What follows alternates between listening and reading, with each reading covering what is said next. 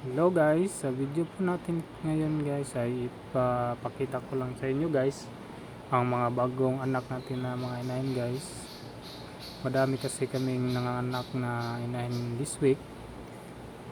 Ang ganda lang tingnan kasi marami ang anak at saka malulusog pa kahit pa bago-bago yung panahon, umulan, umaraw, sa awa ng Diyos malulusog pa rin yung mga biik at madaming inahin na ng anak.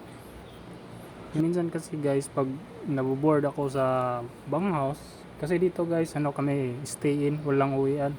Every month lang po kami pwede umuwi kasi alam nyo naman guys, may isip pa, delikado pa pag labas pasok ka sa farm, kaya stay in kami, bawal pa umuwi. Tsaka minsan maboboard ka talaga, lalo na paggabi, wala kang ibang makita kundi mga building lang saka yung mga baboy. Dami naman kami dito pero minsan talaga di may maiwasan, maboboard ka.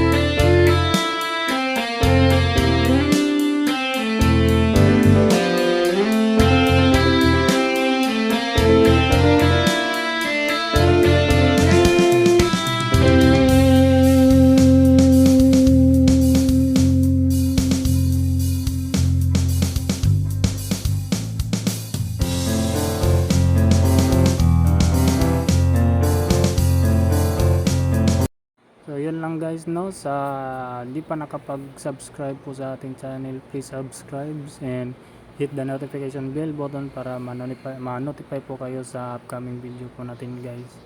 Thank you for watching guys. God bless po.